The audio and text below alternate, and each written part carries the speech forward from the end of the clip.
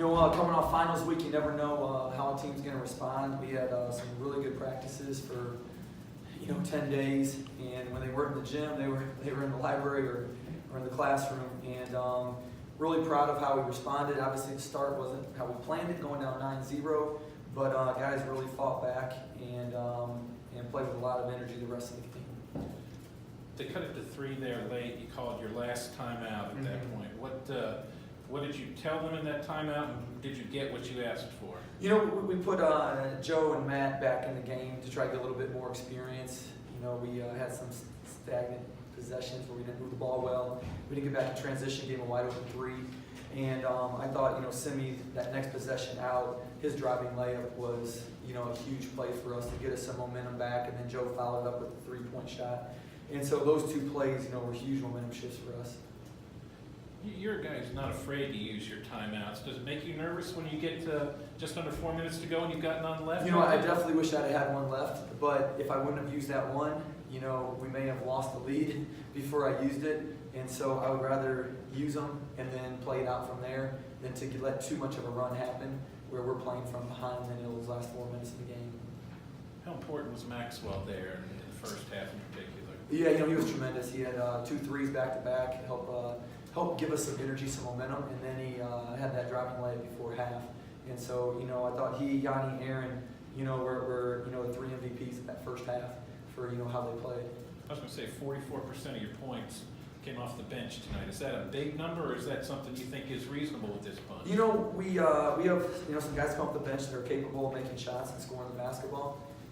We like to play, with a lot of guys, equal opportunity as far as getting shots and scoring.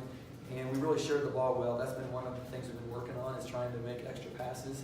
And I thought, 80-85% of the time tonight we did that, which allowed our guys to get some more open looks than what we've gotten earlier in the year. I know you guys were practicing those 10 days, but do you feel like that cabin fever kind of gave your team some energy? No, they were excited to play. It has been a while since our last game, and they had great energy.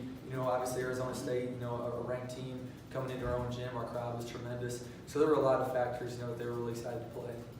A win like this, what does this do? I mean, thinking ahead, NCAA tournament possibilities, all that, how important is this one? Every win you get at non-conference, especially since a quality team like Arizona State, will hopefully help you down the road. But more importantly, we have a young team, and again, we've been through a lot these last 2-3 weeks.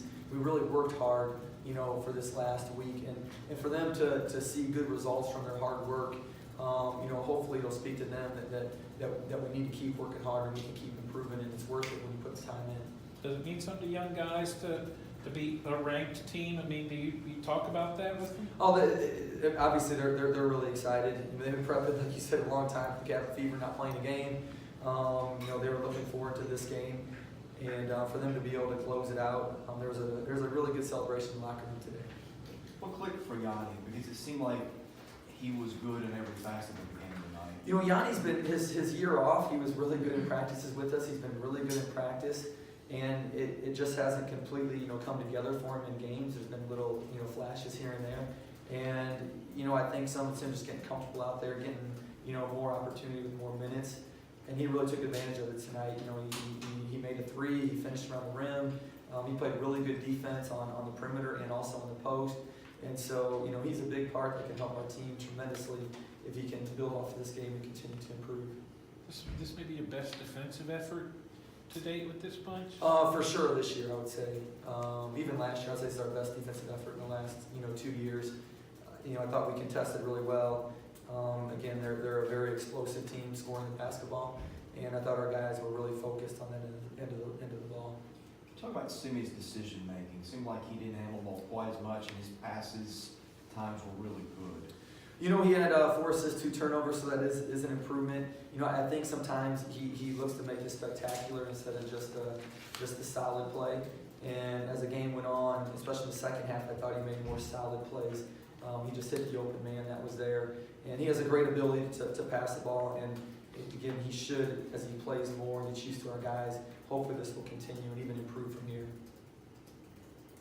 Any more for Coach? Saban, it seemed like first half tonight wasn't his best. Did he kind of come out maybe amped up playing against guys from his home state, or what was the difference in second half? You know, obviously everyone in our locker room wanted to win. He probably wanted to win even a little bit more than anybody else because, you know, he's going back there for Christmas and, you know, his home is there. So I think he was anxious to start the game. But, you know, I think a great sign of his maturity is after he didn't have a great start, he came back in the second half and really made some good plays in that final 8 minutes on the defensive end, and then also, you know, with the ball and making free throws. So can he play better? Absolutely.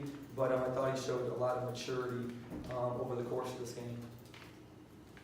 Any more